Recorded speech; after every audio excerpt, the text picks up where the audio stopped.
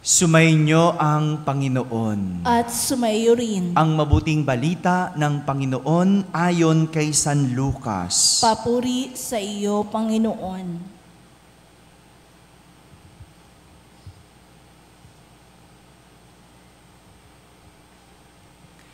Si Maria ay nagmamadaling pumunta sa isang bayan sa kaburulan ng Huda. Pagdating sa bahay ni Zacarias, binati niya si Elizabeth. Nang marinig ni Elizabeth ang bati ni Maria, naggagalaw ang sanggol sa kaniyang tiyan. Napuspos ng Espiritu Santo si Elizabeth at buong galak na sinabi, "Pinagpala ka sa mga babae at pinagpala rin ang dinadala mo sa iyong sinapupunan. Sino ako upang dalawin ng ina ng aking Panginoon? Sapagkat pagkarinig ko ng iyong bati ay naggagalaw sa tuwa ang sanggol sa aking tiyan. Mapalad ka sapagkat nananalig kang matutupad ang ipinasasabi sa iyo ng Panginoon." At sinabi ni Maria, "Ang puso ko ay nagpupuri sa Panginoon at nagagalak ang aking espiritu dahil sa Diyos na aking tagapagligtas."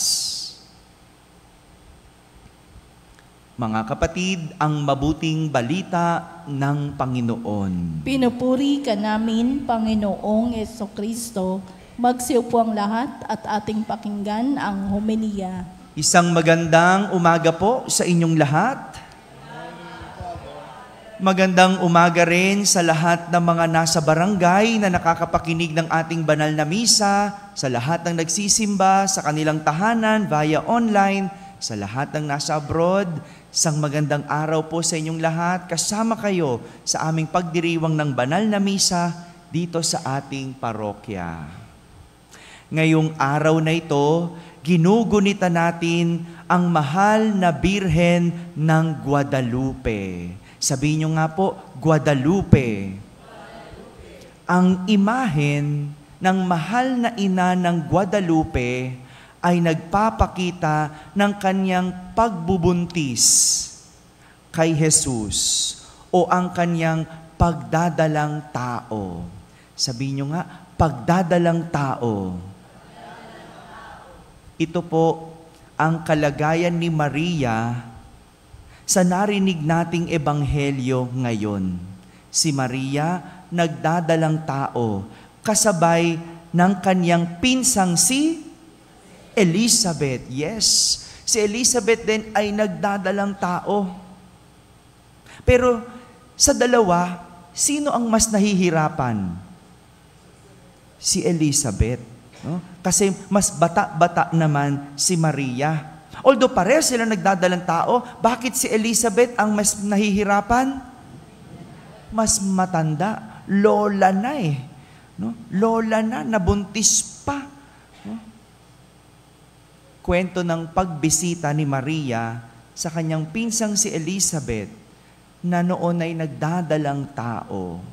Si Maria, kahit na may sariling pinagdadaanan at mahirap din ang kalagayan, hindi ito naging hadlang para bisitahin ang kanyang pinsang si Elizabeth.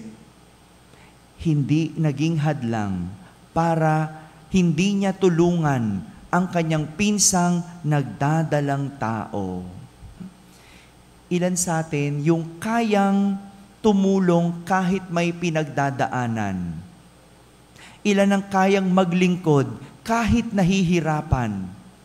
Ilan ang makakaisip dumalaw sa kapamilya para tumulong? Si Maria, nagawa ang lahat ng iyon. Tumulong kahit may pinagdadaanan. Maglingkod kahit nahihirapan. Ang hirap maglingkod kapag ikaw mismo nahihirapan, no? Yung ang hirap-hirap bumangon, no? Nararanasan ko 'yon, no? Yung ang aga-aga ng misa natin, no? Ang hirap bumangon, ang hirap maglingkod. Pero si Maria, kahit nahihirapan, nakapaglingkod. Naisip, dumalaw sa kapamilya para tumulong. No? Nadadalaw pa ba kayo, mga nanay? Nadadalaw pa ba? Tayo ba? Naiisip pa nating dumalaw sa kapamilya? Si Maria, kahit na nagdadalang tao, tumulong at naglingkod kay Elizabeth. Ngunit, hindi lang nagdadalang tao itong si Maria, sapagkat hindi lang tao ang kanyang nasa sinapupunan. Sinong nasa sinapupunan? Si Jesus. Ano si Jesus? Diyos. Hindi lang tao si Jesus. Diyos at tao.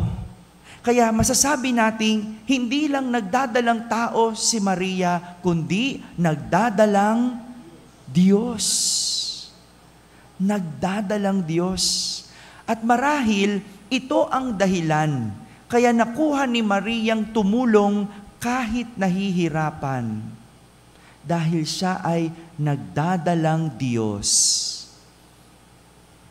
Kaya naman, ang kanyang pagdalaw ay nagdulot ng kagalakan.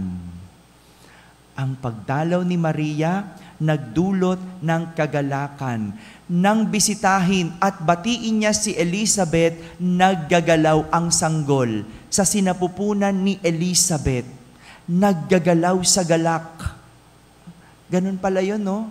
Kapag ang isang tao ay dala ang Diyos sa buhay, lahat ng gagawin magdudulot ng kagalakan. Kapag ang Diyos o kapag ang tao dala ang Diyos sa buhay, lahat ng gagawin magdudulot ng kagalakan. Kung bakit nakakapagpatawad ang isang tao, ay dahil dala ang Diyos na makapagpatawad. Dala ang Diyos na mapagpatawad. Kung bakit ang tao kayang tumulong, ay dahil dala ang Diyos na mapagbigay. Kung bakit ang tao kayang magmahal, ay dahil dala ang Diyos na mapagmahal. Ganun lang naman yun eh. What you have is what you can give. Kung anong mayroon ka, yun din ang kaya mong ibigay. Kaya kung gusto mong magbigay ng Diyos sa kapwa, dalhin mo ang Diyos sa buhay mo. Kaya hirap kang magpatawad ay dahil hindi mo dala ang Diyos na mapagpatawad. Kaya hirap kang tumulong kasi hindi mo dala ang Diyos na mapagbigay. Kaya hirap kang magmahal kasi hindi mo dala ang Diyos na mapagmahal. Hayaan mong pumasok sa iyo ang Diyos para yan din ang dala-dala mo sa buhay. Kaya magandang suriin yung ating mga sarili kung ano ang naidudulot natin sa tao. Doon mo makikita kung ano ang dala mo. Ano bang dulot mo? Kagalakan o kalungkutan? Yung kapag dadating ka na, anong dulot mo? Natutuwa ba ang tao o nalulungkot? Anong dala mo? Kaginhawahan o kahirapan? Maraming ganyan. Yung mga taong pabigat, yung parating pa lang, naku, alam mo, mangungutang. Di ba? May ganyan eh. Yung parating pa lang, alam mo, naku, kaguluhan ang dala nito. Ito, pag nandito talaga, nandyan ang gulo. May ganyang mga tao. Anong dala mo? Kabutihan o kasamaan? Kaya magandang suriin. Magandang tignan ng ating sarili. Ano ang dulot ko sa tao? Tanong-tanongin niyo yung mga kaibigan niyo, masaya ba sila pag dumadating ka? O naghihirap sila pag andyan ka? Doon mo makikita kung dala mo ang Diyos. Huwag mo lang dalin ang sarili mo. Huwag ka lang magdalang tao. Magdalang Diyos. Dahil kapag dala ang Diyos, kagalakan ang dulot sa tao. Mga kapatid, si Maria, hindi lang nagdalang tao, kundi siya ay nagdalang Diyos. Kaya't siya ay nagdulot ng kabutihan. Kahit na siya ay may pinagdadaanan.